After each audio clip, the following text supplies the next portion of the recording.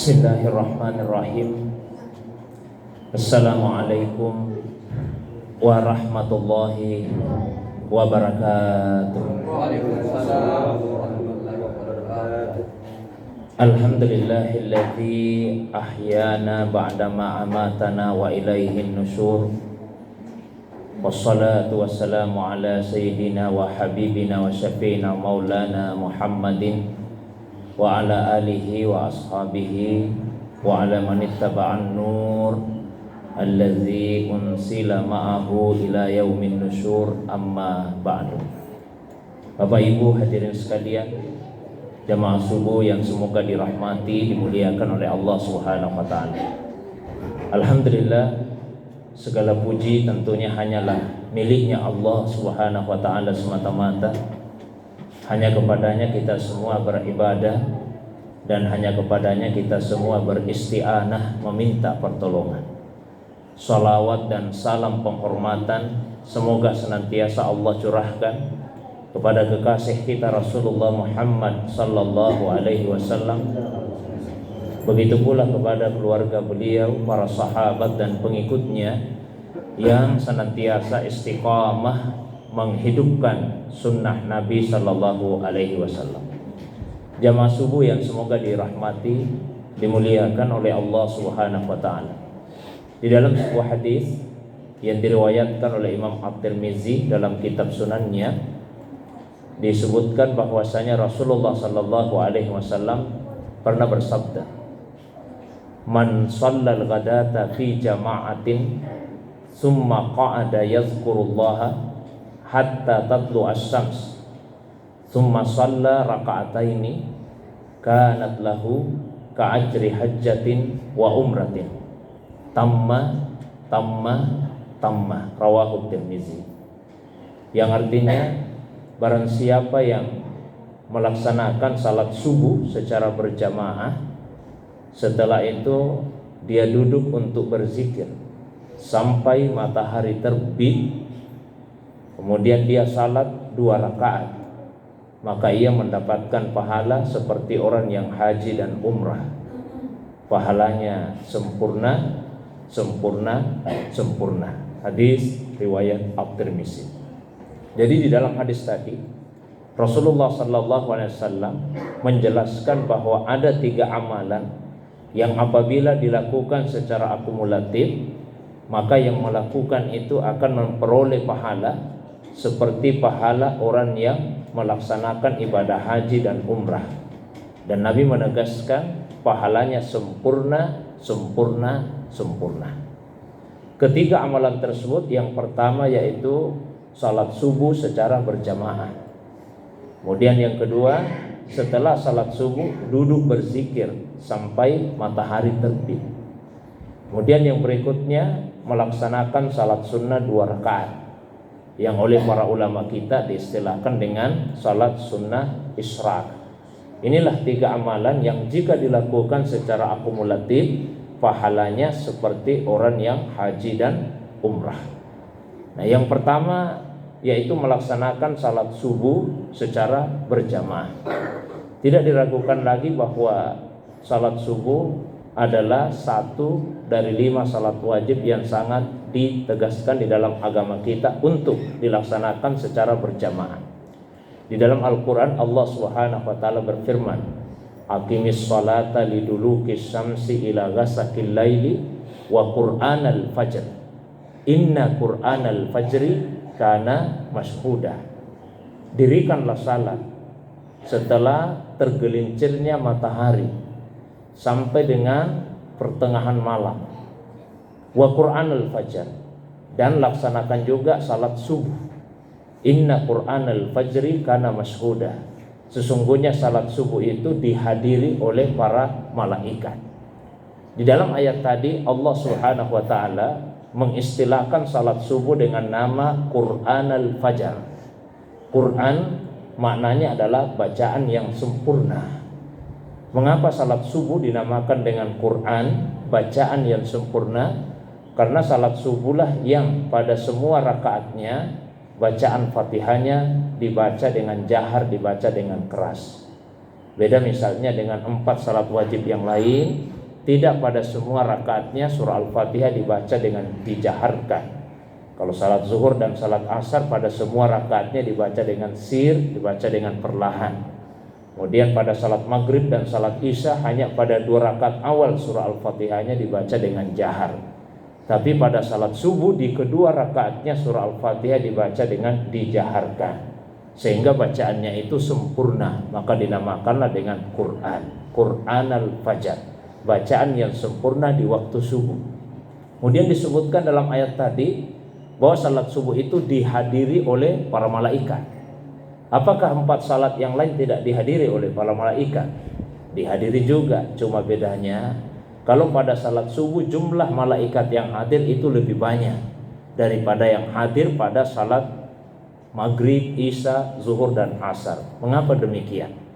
Malaikat itu, Bapak Ibu sekalian, ada yang bertugas di malam hari, ada yang bertugas di siang hari. Pergantian malaikat yang bertugas di malam hari dan di siang hari itu terjadi di waktu subuh. Jadi yang menghadiri salat maghrib dan salat isya hanya malaikat yang bertugas di malam hari.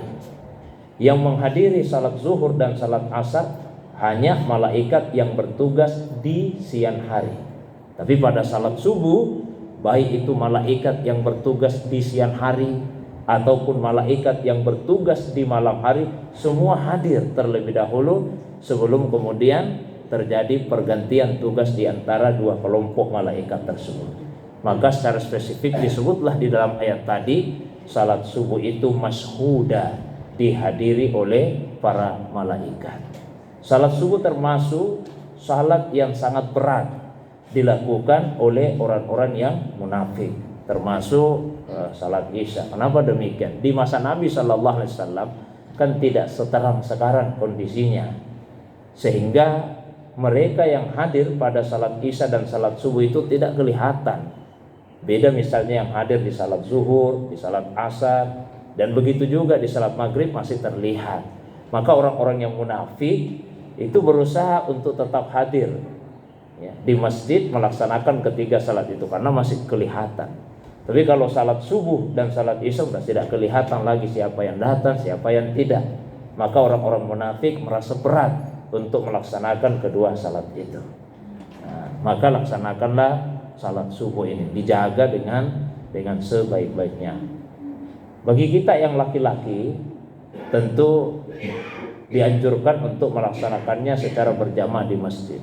Saya sebutkan Pak dianjurkan karena ada ulama yang mewajibkan salat berjamaah bagi laki-laki. Hukumnya sebetulnya ada 4 pendapat ulama kita.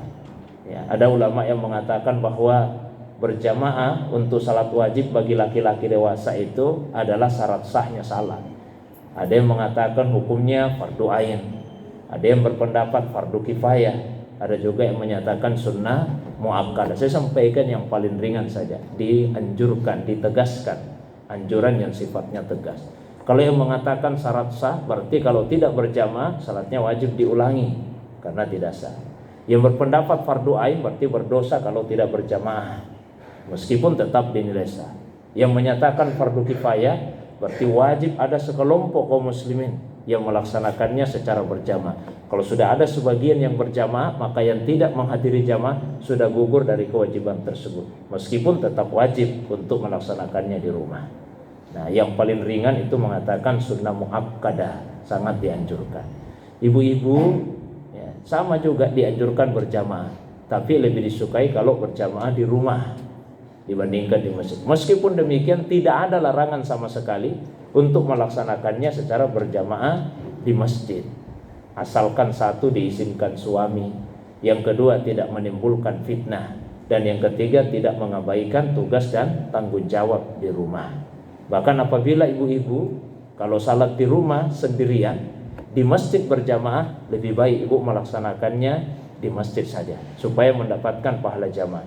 Istri-istri Rasulullah SAW pun juga melaksanakan salat subuh itu secara berjamaah di masjid, sebagaimana yang diceritakan oleh salah seorang istri Nabi SAW, yaitu Ummu Salamah, semoga Allah meridainya. Hanya mereka biasanya lebih duluan keluar dari masjid sebelum laki-laki keluar, sehingga tidak berpapasan di jalanan. Jamaah yang dirahmati dimuliakan Allah, itu yang pertama. Kemudian amalan yang kedua yang dilakukan supaya kita dapat pahala haji dan umrah yang sempurna, berzikir setelah selesai salat subuh. Duduk berzikir. Zikir itu makna harfiahnya adalah menghubungkan sesuatu dengan sesuatu yang lain. Kalau dikatakan zikir, tentu maksudnya adalah zikrullah, berarti menghubungkan sesuatu dengan Allah Subhanahu wa ta'ala. Zikir bisa dilakukan dengan hati, maknanya adalah mengingat. Zikir bisa dilakukan dengan lisan, maknanya adalah menyebut. Semua aktivitas yang membuat kita mengingat Allah dan menyebut namanya Allah, maka itu namanya zikir. Jadi tidak mesti dalam bentuk membaca kalimat-kalimat thayyibah seperti subhanallah, walhamdulillah, wala ilaha illallah, wallahu akbar, wala haula wala quwata illa billah. Itu zikir, tapi bukan satu-satunya. Kalau ada yang selesai salat subuh dia membaca Al-Quran, itu juga zikir. Karena ketika membaca Al-Quran, tentu kita akan ingat kepada Allah SWT.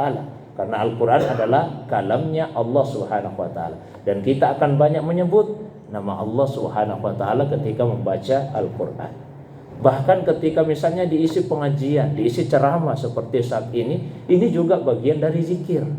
Karena membuat kita ingat kepada Allah Subhanahu wa ta'ala. Duduk berzikir.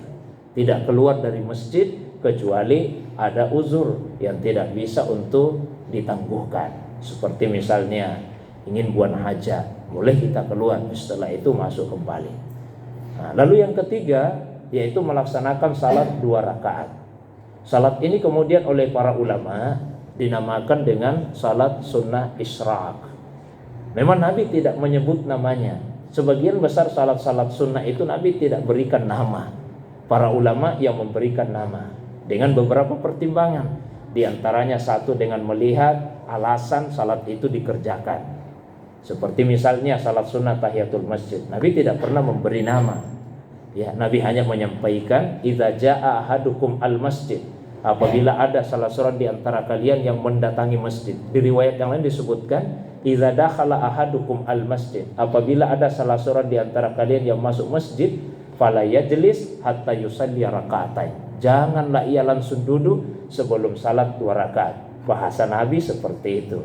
Nah, ulama kemudian memberi nama salat ini adalah salat sunnah tahiyatul masjid karena dilakukan dengan sebab masuknya seseorang ke dalam masjid.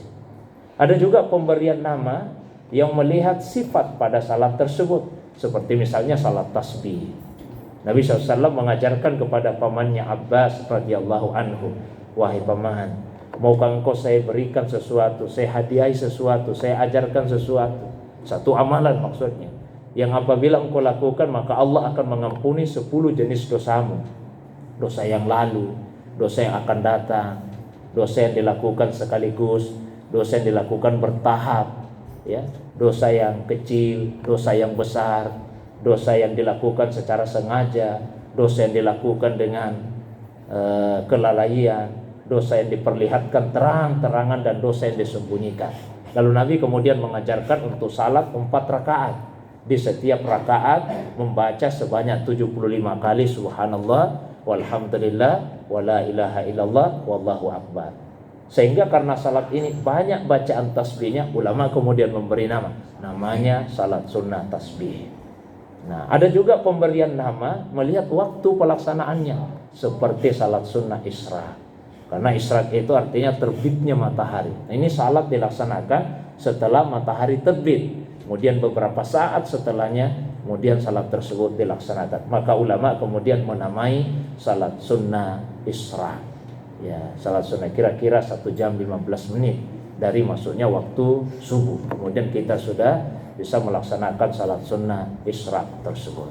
Nah, ulama kita punya 2 pendapat. Apakah salat sunnah isyraq sama dengan salat subuh?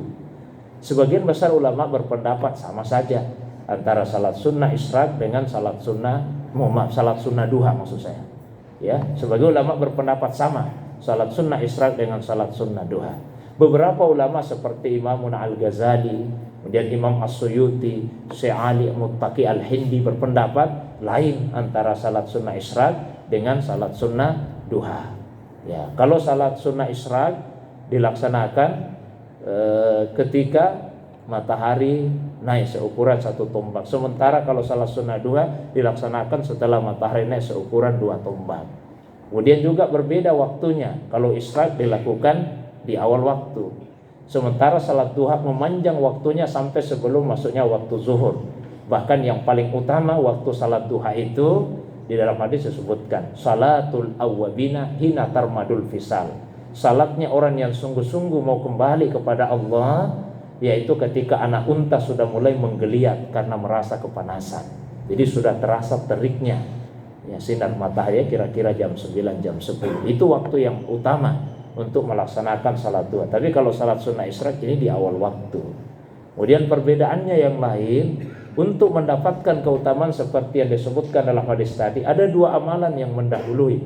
Ya mesti salat subuh berjamaah. Kemudian yang kedua, setelah salat subuh diisi dengan zikir.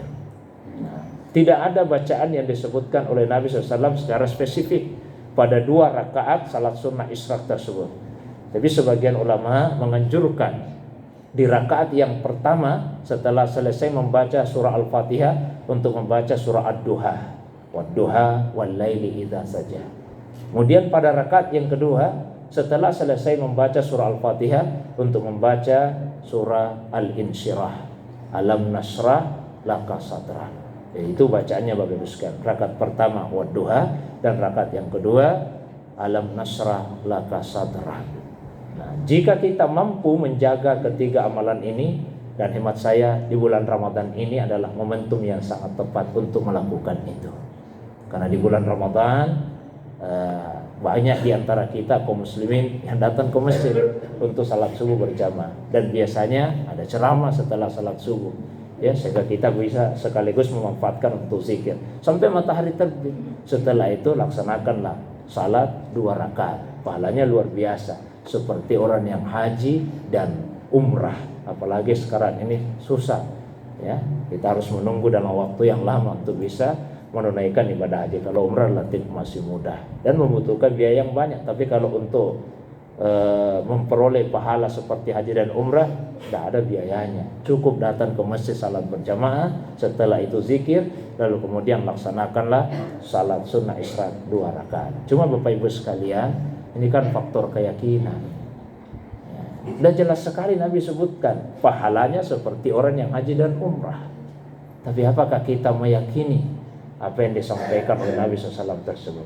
Kalau ada keyakinan di dalam hati kita, maka tentu akan mudah melaksanakan apa yang disabdakan oleh Rasulullah SAW itu. Pada akhirnya mudah-mudahan Allah SWT memberikan kepada kita keyakinan dan kemudahan untuk melaksanakan 3 amalan yang disabdakan oleh Nabi SAW di dalam hadis tadi. Mungkin itu saja yang bisa saya sampaikan tadi oleh panitia. Kalau ada yang ingin ditambahkan, didiskusikan, ditanyakan, saya persilakan kepada Bapak Ibu sekalian. Ada Pak Ibu yang tanyakan? Saya persilakan.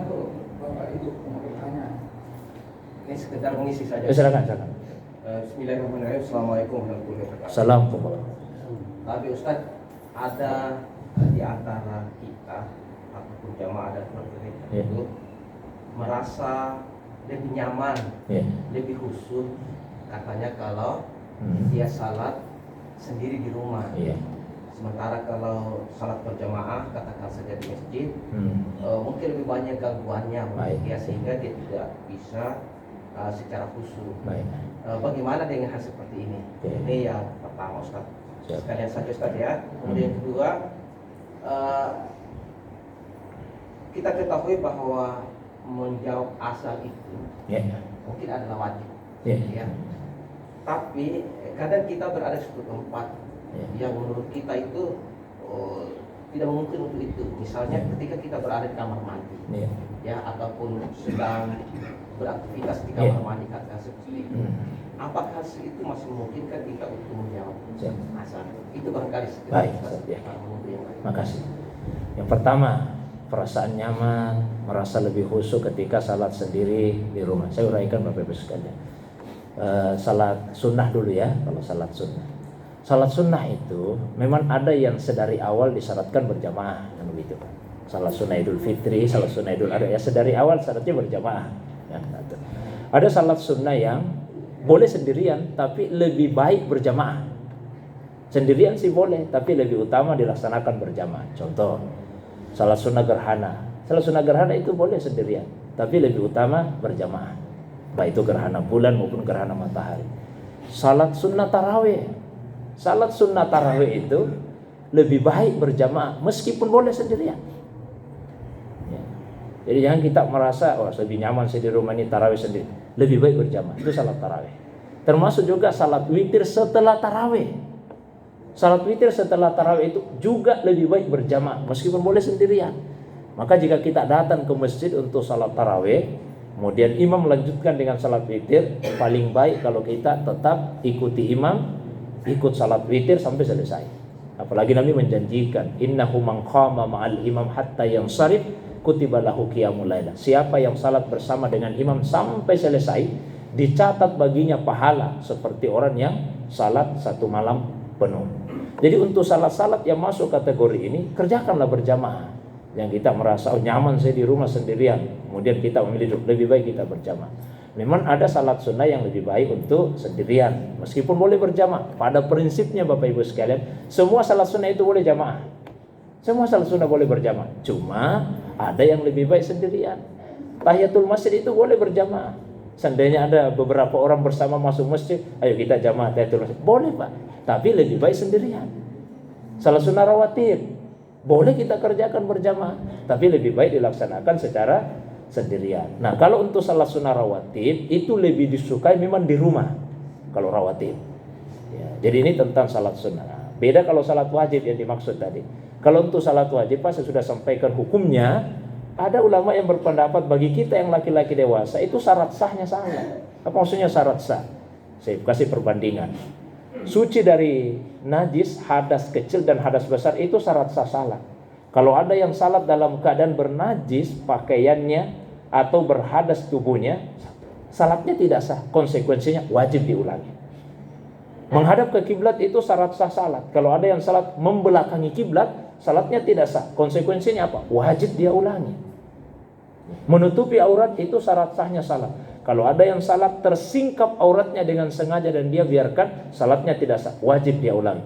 Maka jika ada Pak laki-laki dewasa yang salat wajib sendirian, menurut ulama yang mengatakan syarat sah, maka salatnya tidak sah, wajib dia ulangi. Nah, itu pendapat yang paling keras. Di bawahnya sedikit mengatakan fardu ain. Artinya kalau salat sendirian tetap sah Pak salatnya, cuma berdosa. Karena meninggalkan kewajiban yang sifatnya fardu ain. Kalau saya pribadi lebih cenderung kepada pendapat yang ketiga yang mengatakan fardu kifayah. Nah, contoh masjid kita ini Babur Rahman, mesti ada yang berjamaah di sini 5 waktu salat. Kalau misalnya ada 1 waktu salat tidak ada yang datang berjamaah, semua berdosa Pak yang tinggal di kompleks ini. Tapi kalau sudah ada yang datang berjamaah, yang lain yang tidak datang berjamaah sudah tidak berdosa, meskipun tetap dia wajib salat di rumahnya. Yang paling ringan mengatakan sunnah muakkadah. Itu rincian pendapat ulama. Nah, yang lebih penting lagi, ini yang kedua saya mau sampaikan. Ini Bapak Ibu sekalian. Kita beribadah itu karena mentaati Allah, bukan karena memperturutkan hawa nafsu kita. Maka para ulama sufi itu mengingatkan, jangan sampai Anda beribadah karena disenangi oleh nafsu. Ya, karena justru ciri ibadah yang sesungguhnya itu tidak disukai oleh hawa nafsu. Itu ciri ibadah yang sesungguhnya. Ibadah yang sesungguhnya itu hawa nafsu kita tidak senang. Puasa Bapak Ibu sekalian, nafsu itu tidak senang kalau kita puasa. Karena nafsu itu maunya makan, minum, mohon maaf melakukan hubungan suami istri. Maka puasa adalah ibadah yang sesungguhnya. Karena nafsu kita tidak menyukainya. Nafsu tidak menyukai. Nah, maka jika ada ibadah yang disukai hawa nafsu, kita telah tertipu di dalam pelaksanaan ibadah itu. Mohon maaf yang kita mengatakan, enak sekali itu salat di masjid A misalnya. Kenapa? Wah, dingin sekali AC-nya, harum karpetnya, wangi, lapang kita rasa. Jadi nafsu kita yang diperturutkan Pak, bukan karena ketaatan kepada Allah, tapi nafsu yang diperturutkan. Ayo kita pergi umrah, enak itu perasaan kalau kita pergi umrah, hati-hati. Jangan sampai kita beribadah justru karena nafsu yang menyukai. Ibadah itu tidak disukai oleh hawa nafsu. Kita bangun salat malam, nafsu itu tidak suka kalau kita bangun salat malam. Karena maunya hawa nafsu, nah enak saja tidur. Nah itu ibadah yang sesungguhnya Pak. Jadi jangan sampai ada yang ditipu setan dengan cara yang seperti itu. Setan itu pintar sekali menipu manusia. Yang namanya setan kalau tidak berhasil dalam satu godaan, dialihkan ke godaan yang lain. Waktu kita mau datang tadi ke masjid ini salat subuh, setan menggoda kita. Tidak usah ke masjid, bisa disalat di rumah. Tapi kita mampu kalahkan, alhamdulillah. Kita memilih datang ke masjid. Tidak, saya harus ke masjid. Apakah setan berhenti? Tidak, dialihkan godaannya. Oh ya sudah, kalau begitu ke masjid saya. Tapi tidak usah bersegera, tidak usah cepat-cepat, sebentar deh. Tidak iblis. Pokoknya saya harus cepat-cepat ke masjid. Apa kemudian setan sudah berhenti? Tidak. Digoda lagi kita, Pak. Digoda lagi. Begitu kita salat, ditanamkan rasa ngantuk. Akhirnya kita tidak khusyuk di dalam salat kita. Taruhlah misalnya kita mampu mengalahkan setan itu. Kita tetap khusyuk dalam salat. Apa sudah selesai urusan kita dengan setan? Belum selesai. Ini yang paling halus. Ditanamkanlah di dalam hati perasaan ujub, bangga terhadap ibadah kita. Hebat memang saya ini, saya bisa kalahkan setan.